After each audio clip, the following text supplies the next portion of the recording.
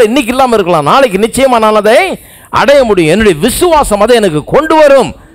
எனக்கு குறைவில்லை, நிச்சயமா அதை நான் செய்வேன் அப்படிங்கிற ஒரு விசுவாசம் நமக்குள்ள வேணும். பாருங்க, இன்னைக்கு இல்லைன்றதை பற்றி கவலைப்படாதீங்க. நாளைக்கு எப்படி இருக்க போறீங்க அதை செட் பண்ணுங்க. இன்னைக்கு மைண்டை கரெக்டாக செட் பண்ணுங்க. நாளைக்கு வேற விதமாக வாழ்க்கை இருக்கும். உயிரோடு எழுந்தவரே, உம்மை ஆராதனை செய்கிறோம். ஜீவனின் அதிபதியே, உம்மை ஆராதனை செய்கிறோம். உயிரோடு எழுந்தவரே, உம்மை ஆராதனை செய்கிறோம். ஜீவனின் அதிபதியே, உம்மை ஆராதனை செய்கிறோம். அல்லேலூயா ஓசன்னா, அல்லேலூயா ஓசன்னா, அல்லேலூயா ஓசன்னா, அல்லேலூயா ஓசன்னா, அல்லேலூயா ஓசன்னா, அல்லேலூயா ஓசன்னா, அல்லேலூயா ஓசன்னா, அல்லேலூயா ஓசன்னா. மரணத்தை ஜெயித்தவரே,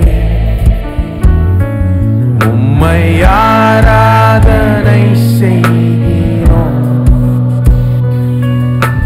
பாதாளம் வென்றவரே, உம்மை ஆராதனை செய்கிறோம். மரணத்தை ஜெயித்தவரே,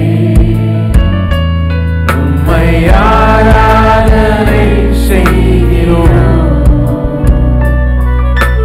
பாதாளம் வென்றவரே,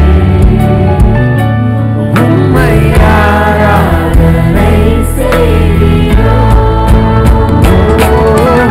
அல்லேலூயா ஓசன்னா, அல்லேலூயா ஓசன்னா, அல்லேலூயா ஓசன்னா, அல்லேலூயா ஓசன்னா.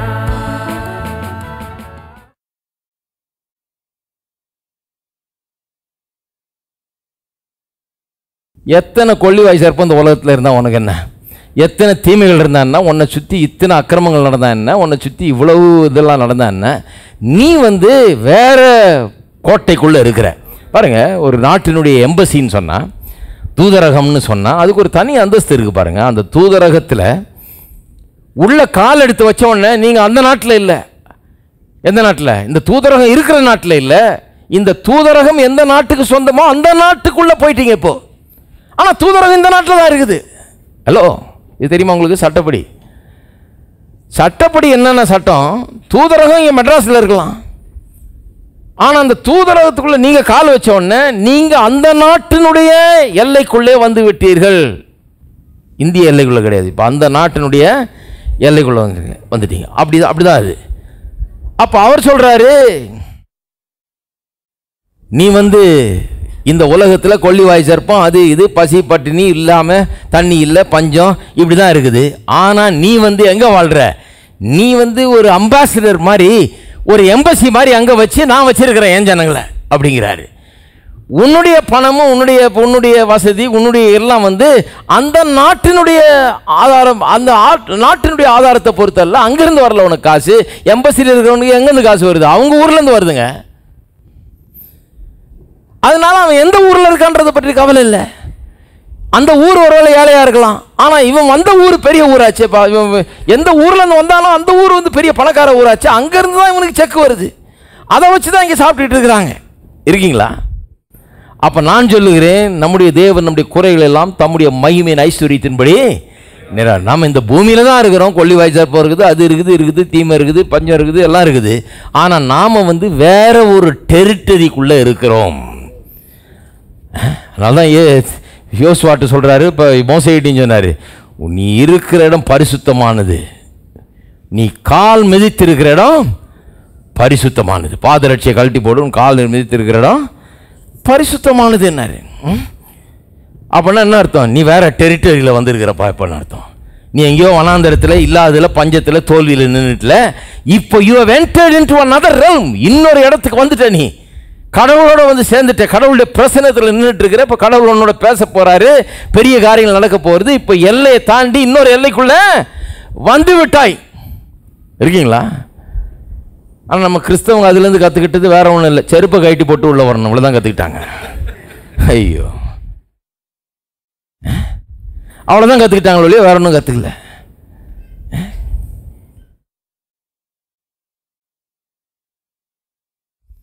சொன்னாரு, நிற்கிற இடம் பரிசுத்தமானது, பாதரட்சியை கழட்டி போடுன்னு என்கிட்ட சொல்றாரு அவரு. நான் எந்த இடம் பரிசுத்தமானது? என்ன நிற்கிற இடம் பரிசுத்தமானது? என்ன இந்த இடமா பரிசுத்தமானது? நான் சொன்ன அந்த காலத்தில் கடவுள் வந்து அங்கே இருந்தார், இவங்க போனாங்க, பாதரட்சியை கழட்டி போடுனாரு. இப்போ உள்ளே இருக்கிறாரு. அப்படி பார்த்தா பாதரட்சியே போடக்கூடாது.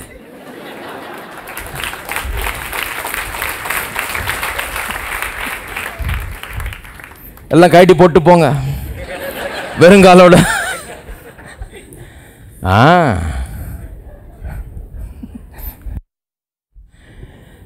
எப்படி வேதத்தை புரிந்து கொள்ளணுமோ அப்படி புரிந்து கொள்ளணும் பாருங்க. சும்மா வந்து என்னத்தையாவது ஒன்றை பிடிச்சிக்கிட்டு நான் பிடிச்ச இதுக்கு இதுதான் இப்படி சொல்லிட்டு இருக்கக்கூடாது, இதுதான் அர்த்தம்னு சொல்லி சொல்கிறாரு. இப்போ நீ நிற்கிறது வந்து வேற டெரிட்டரி, வேற ஒரு உலகத்துக்கு வந்துட்ட நீ, இப்போ தேவனுடைய பிரசன்னத்தில் நிற்கிற அப்படிங்கிறாரு. அப்போ நான் சொல்லுகிறேன், இந்த உலகத்தில் நாம் இருக்கிறோம், ஆனால் இந்த உலகத்தார் அல்ல, நாம் வேற ஒரு டெரிட்டரிக்குள்ளே நம்ம இருக்கிறோம். தேவனுடைய அரவணைப்பில் இருக்கிறோம், தேவனுடைய குடும்பத்தில் இருக்கிறோம், தேவனுடைய எல்கைக்குள்ளாக இருக்கிறோம், அவருடைய பரிசுத்த ஸ்தலத்தில் நாம் இருக்கிறோம், அவருடைய இந்த பரிசுத்தமாக்கப்பட்ட அந்த இடத்துக்குள்ளே நாம் இருக்கிறோம். நம்ம சுற்றி ரத்தம் தெளிக்கப்பட்டிருக்கிறது, தெய்வீக பாதுகாப்பில் வாழுகிறோம், பராமரிப்பில் வாழுகிறோம்.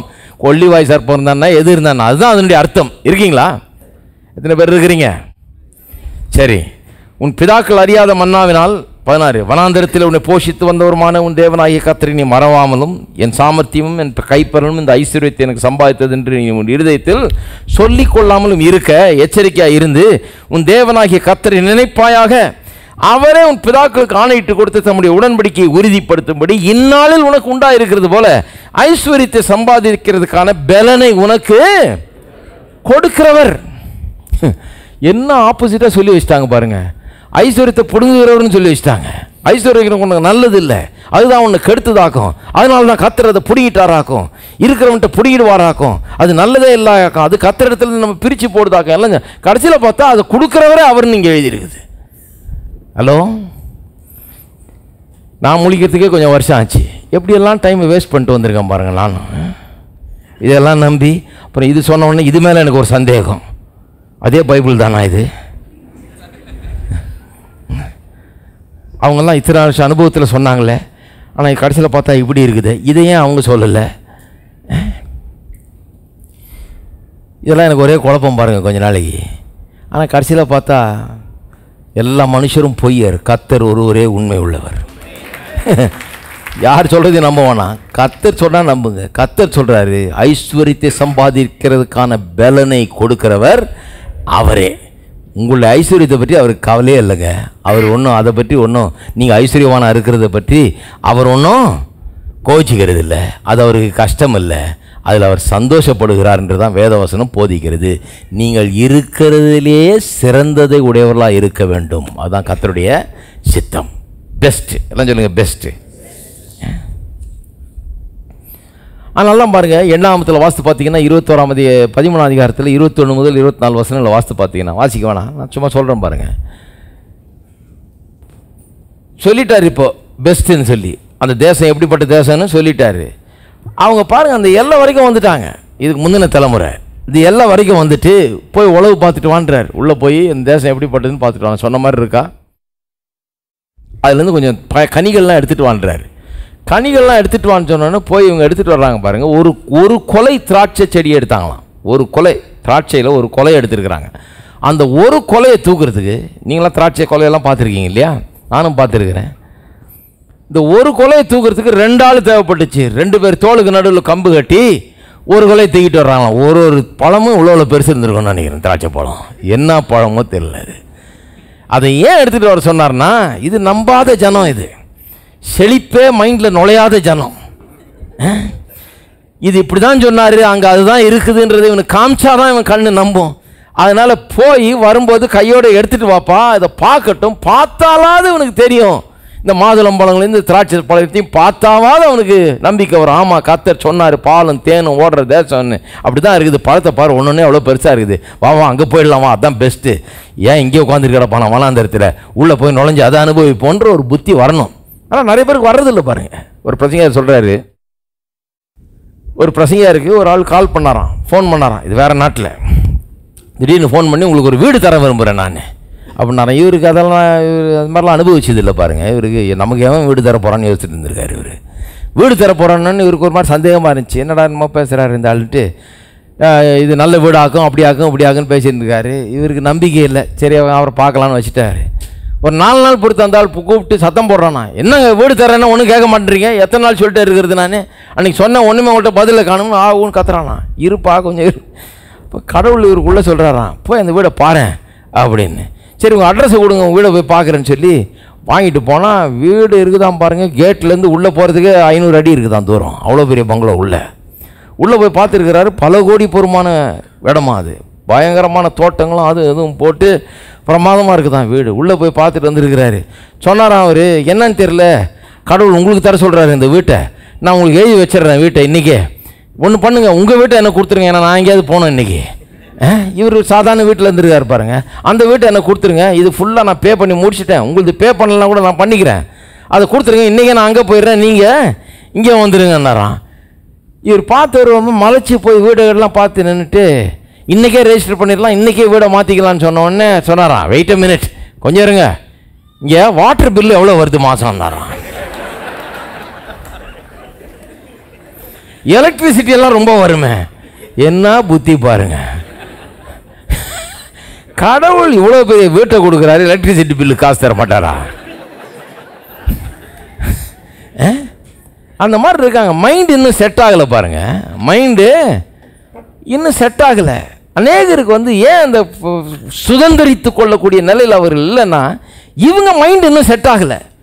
இவங்க மைண்ட் அதை நம்ப மறுக்குது. என்ன திராட்சை கொலையை கொண்டாந்து காமிச்சாலும் சரி, என்னத்தை காமிச்சாலும் சரி, ஐயோ நமக்கு வேணாம்ப்பாங்க, ராட்சதரெல்லாம் இருக்கிறாங்க, சாப்பிட்ருவாங்களாம், அது ரொம்ப டேஞ்சரான இடம், அது அவ்வளோ சரிப்பட்டு வராது, இப்படி தான் யோசிக்கிறாங்களே ஒழிய, போவோம் கர்த்தர் நமக்கு கூப்பிட்டு இவ்வளோ பெருசாக தர்றாரு, நமக்கு என்னமோ ஒரு நோக்கம் வச்சுருக்கிறார், கர்த்தர் பார்த்து இவ்வளோ பெருசாக தர்றாருன்னா அதுக்கு எலக்ட்ரிசிட்டி பில்லு கட்டுறதுக்கு காசு தர யோசிக்க வேணாம். அந்த பிரசங்கியார் மட்டும் இல்லை, நிறைய பிரசங்கியார்களும் சரி, நிறைய விசுவாசிகளும் சரி அந்த நிலையில் தான் இருக்கிறாங்க. என்ன நிலையில்? Mentally not prepared.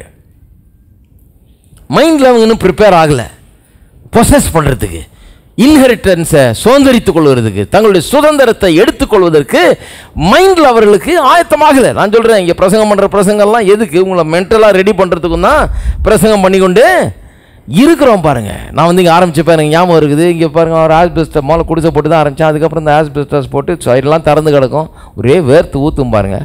நான் பிரசங்கம் பண்ணுறேன், ஃபேனை போட முடியாது, தரையை போடல, தரையில் வெறும் மண்ணு கொட்டி சேர் போட்டிருந்தோம். ஃபேனை போடணும், ஃபேனை போட்டால் மண் அடிக்கும், தரையை போட்டு தான் ஃபேனை போடணும், 50 ஃபேன் போடணும் போட்டால். இதெல்லாம் என்ன அந்த நேரத்தில் அதெல்லாம் பண்ண முடியும், உடனே பண்ண முடியாமல் இருந்தது. அப்போ வேர்த்து விறுவிறுத்து பிரசங்கம் பண்ணுவோம் பாருங்கள். அப்படியே சும்மா தொப்பை கட்டையாக நனைஞ்சிருவேன்.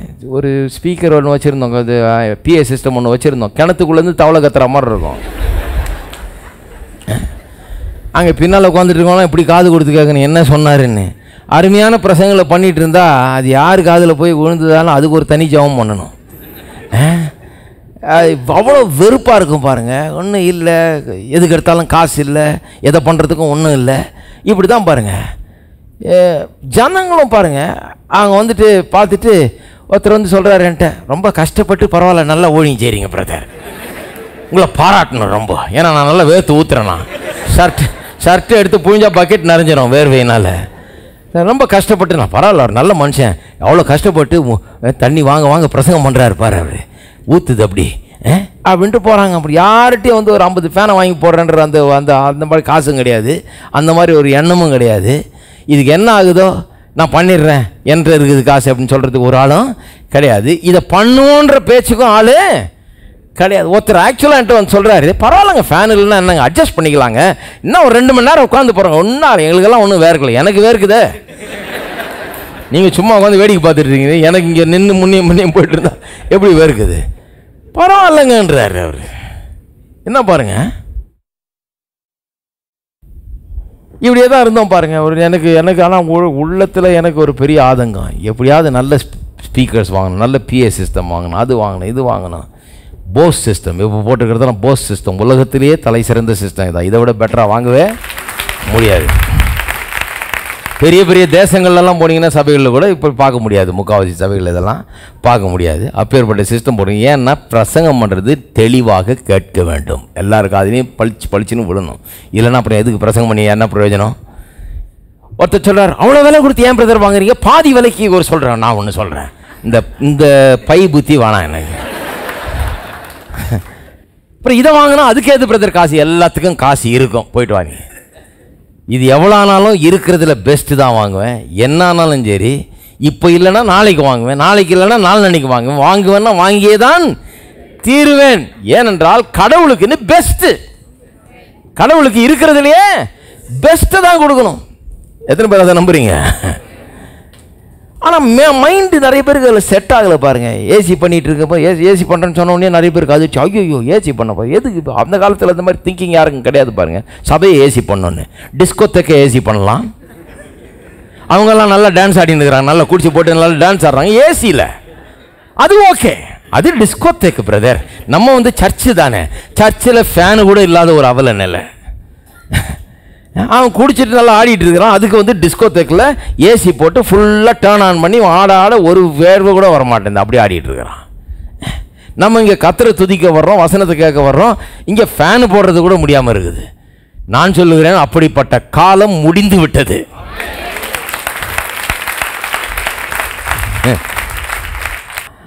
இருக்கிறதுல பெஸ்ட்டு தான் கத்துறான். ஒருத்தர் வந்து வயிற்று தடவிட்டு நிற்கிறார், ஒரு நாள் ஏசி போட்டுட்டு இருக்கிறேன், ஒருத்தர் வந்து வேலை நடந்துட்டு வயிற்று தடவிட்டு நிற்கிறார், பிரதர் உங்களை நினச்சா ரொம்ப கஷ்டமாக இருக்குது, எவ்வளோ பில்லு பே பண்ணுவீங்க, எத்தனை லட்சம் வரும் பிரதர் பில்லுன்னாரு. நான் சொன்னேன், நானே வயிற்று தடவில்லை, நீங்கள் ஏன் தடவுறீங்க? இல்லைன்னா உங்கள்கிட்ட வந்து கேட்க போகிறேன், உங்கள்கிட்ட கேட்க முடியுமா? நீங்கள் வெறும் வயிற்று தடவுறதோடு சரி, நீங்கள் ஏன் பயப்படுறீங்க? நீங்கள் ஏன் பயப்படுறீங்க பிரதர்? நான் கட்டுவேன்னு எனக்கு தெரியும், கண்டிப்பாக அதை கட்டுவேன், இது வரைக்கும் ஒரு நாளும் தவறுனதே கிடையாது, கரெக்டாக கட்டுறோம், இதுக்காக யார்கிட்டையும் போய் கேட்டதும் கிடையாது, கட்டுறோம். அவருக்கு ஒரே கவலை என்னை பற்றி, இப்படிலாம் பண்ணுறாரு, இவர் எங்கே தேர போகிறாரு பாவம். நல்லா தேறி நல்லா வந்திருக்கு, இதை விட 10 மடங்கு பெருசாக கட்டி அதுலேயும் போடுவேன், அதுலேயும் போடுவோம் பாருங்கள். ஏன்னா மைண்டு ரெடி ஆகிடுச்சுன்னா எல்லாம் ரெடி ஆகிடும். நம்ம மைண்டு ரெடி ஆகலாம், ஒன்றும் ரெடி பண்ண முடியாது பாருங்க. மென்டலி ரெடியாக இருக்கணும். எத்தனை பேர் சுதந்திரத்தை சுதந்திரித்து கொள்ள மென்டலி ஆயத்தமாக இருக்கிறீங்க பாருங்க, அது ரொம்ப முக்கியம் பாருங்க. நம்முடைய மைண்டை ரெடி பண்ண வேணும். பிரசங்கள்லாம் கேட்கும்போது இந்த தாழ்ச்சி குறைவு இந்த மைண்டெல்லாம் மாறணும் பாருங்க. எல்லாம் முடியும் என்னால், எல்லாம் எனக்கு சொந்தம், எனக்கு எதெல்லாம் தேவையோ அதையெல்லாம் என்னால் பெற்றுக்கொள்ள முடியும். ஒருவேளை இன்னைக்கு இல்லாமல் இருக்கலாம், நாளைக்கு நிச்சயமாக நான் அதை அடைய முடியும். என்னுடைய விசுவாசம் அதை எனக்கு கொண்டு வரும், எனக்கு குறைவில்லை, நிச்சயமாக அதை நான் செய்வேன் அப்படிங்கிற ஒரு விசுவாசம் நமக்குள்ள வேணும் பாருங்க. இன்னைக்கு இல்லைன்றதை பற்றி கவலைப்படாதீங்க, நாளைக்கு எப்படி இருக்க போறீங்க அதை செட் பண்ணுங்க. இன்னைக்கு மைண்டை கரெக்டாக செட் பண்ணுங்க, நாளைக்கு வேற விதமாக வாழ்க்கை இருக்கும். ஒன்றும் இல்லையா பிரதர், அது ஒன்றும் இல்லையா பேசாதீங்க, எல்லாம் இருக்குதுன்றது வேதம் சொல்லுது. எல்லாம் உங்களுடையதுன்றதை இன்னைக்கு பேச ஆரம்பிங்க. ஒன்றும் இல்லாதப்போ தான் அதை பேசணும், எல்லாம் உங்களுடையதுன்றது. ஹலோ, எப்போ பேசணும்? எல்லாம் கொஞ்சம் வந்த பிறகு பேசினா அது நியாயமாக இருக்கும் பிரதர். உங்கள் நியாயமாவது இதாவது அந்த நியாயம் தான் வேணாங்கிறது. அது விசுவாசமே இல்லை. விசுவாசம் எப்போ பேசுது? ஒன்றுமே இல்லாத இருக்கு. இப்போ ஒரு பிள்ளை இல்லை, அநேக ஜாதிகளுக்கு தகப்பன்னு பேசுகிறான். அப்போ தான் பிள்ளை பிறகுது. ஹலோ, நிறைய பேர் பிறக்கிறதோடு கெடுத்துருவாங்க இவங்க பேசியே. அதனால தான் சகரியா வாயை மூடினாங்க பிறக்கிற வரைக்கும். ஏன்னா இவன் பேசினான்னா பிறக்கிறதும் பிறக்காது. சிலர் பேசினா எந்த நல்ல காரியம் நடக்கவே நடக்காது. சில வீடுகளில் எந்த நல்ல காரியம் நடக்கிறது இல்லை. ஏன்னா அங்கே இருக்கிற ஆள் பேசுகிறது அந்த மாதிரி பேச்சு, அவங்களுடைய எண்ணங்கள் அந்த மாதிரி எண்ணங்கள், பேச்சுக்கள் அந்த மாதிரி பேச்சு. காலையிலேருந்து சாயந்தரம் வரைக்கும் இந்த பேச்சு தான் பேசுகிறாங்க. அதனால தான் ஒன்றும் நடக்காது. அவங்க கடவுள் எவ்வளோ வச்சுருந்தாலும் இவங்க ஒன்றும் சுதந்திரிக்க போகிறதே கிடையாது. இப்போ இது இவ்வளோ பெரிய பிரசங்கம் பண்ணுறோம். சிலர் பாருங்க வீட்டில் போய் என்ன சொல்கிறாரு, அதெல்லாம் என்னத்த இருக்குது பூமியை சுதந்திரிப்பான்னு. ஆமாம் இருக்குது, எல்லாம் உங்களுக்கு அதெல்லாம் எந்த அளவுக்கு உண்மைன்னு பார்க்கணும். எப்போ பார்த்து எப்போ ஆகிறது அப்படிப்பட்ட ஆளுங்க இருக்கிறாங்க பாருங்க. நான் சொல்கிறேன், இன்னைக்கு இல்லை, இன்னும் 50 வருஷம் போனாலும் ஒன்றும் கிடைக்கவே கிடைக்காது. யாருக்கு கிடைக்கும்? கர்த்தர் சொல்லிட்டார், ஆகவே எங்கிட்ட எவ்வளோ இருக்குன்னு பார்க்க போகிறது இல்லை. கர்த்தர் சொன்னது எனக்கு உண்டு, எல்லாம் உங்களுடையதுன்னு சொல்லி இருக்குது. அப்ப எல்லாம் என்னுடையது. இருக்கீங்களா? எல்லாம் சொல்லுங்க, எல்லாம் என்னுடையது. போகும்போது அதே சொல்லிட்டே போங்க, எல்லாம் என்னுடையது, எல்லாம் என்னுடையது. இல்லைன்னா பரவாயில்ல, நான் எல்லாம் என்னுடையது. இதை எப்படி எடுக்கணும்னு எனக்கு தெரியும், எப்படி இதை கொண்டாடணும்னு எனக்கு தெரியும். எனக்கு வேண்டிய இந்த வாழ்க்கைக்கு தேவைப்படுகிற எல்லாத்தையும் எனக்கு கொண்டு வர தெரியும். ஏனென்றால் விசுவாசம் என்கிட்ட இருக்குது, எல்லாம் என்னுடையது என்று கர்த்தர் சொல்லிட்டாரு. நான் என்கிட்ட இல்லாததுன்னு சொல்லிட்டு இருக்க போறதில்லை. இல்லாதவைகளை இருக்கிறவைகளை போல அழைக்க போகிறேன். நீதியின் சால்வை அணிந்து நல்லாவியில் நிறைந்து பெருந்தோனி எழுப்பிடுங்கள். ஆவியோடும் கருத்தோடும் துதியுங்கள், கர்த்தரை உயர்த்திடுங்கள். நீதியின் சால்வை அணிந்து நல்லாவியில் நிறைந்து பெருந்தோனி எழுப்பிடுங்கள். ஆவியோடும் கருத்தோடும் துதியுங்கள், கர்த்தரை உயர்த்திடுங்கள். நீதியின் சால்வை அணிந்து நல்லாவியில் நிறைந்து பெருந்தோனி எழுப்பிடுங்கள். ஆவியோடும் கருத்தோடும் துதியுங்கள், கர்த்தரை உயர்த்திடுங்கள். மீட்படைந்தோர் களிப்போடே சீயோன் விரைந்திடுவார். நித்திய மகிழ்ச்சி நிலைக்கும், சஞ்சலம் தவிப்பும் ஓடிப்போம். மீட்படைந்தோர் களிப்போடே சீயோன் விரைந்திடுவார். நித்திய மகிழ்ச்சி நிலைக்கும், சஞ்சலம் தவிப்பும் ஓடிப்போம். நீதியின் சால்வை அணிந்து நல்லாவியில் நிறைந்து பெருந்தோனி எழுப்பிடுங்கள். ஆவியோடும் கருத்தோடும் துதியுங்கள், கர்த்தரை உயர்த்திடுங்கள். நீதியின் சால்வை அணிந்து நல்லாவியில் நிறைந்து பெருந்தோனி எழுப்பிடுங்கள். ஆவியோடும் கருத்தோடும் துதியுங்கள், கர்த்தரை உயர்த்திடுங்கள். தாழ்ந்த கரங்கள் எழும்ப, ஓய்ந்த தோணிகள் முழங்க, ஓய்வின்றி துதிகள் தேவனுக்கு அளிப்போம் சீயோன் மலையின் மீதிலே. தாழ்ந்த கரங்கள் எழும்ப, ஓய்ந்த தோணிகள் முழங்க, ஓய்வின்றி துதிகள் தேவனுக்கு அளிப்போம் சீயோன் மலையின் மீதிலே. நீதியின் சால்வை அணிந்து நல்லாவியில் நிறைந்து பெருந்தோனி எழுப்பிடுங்கள்.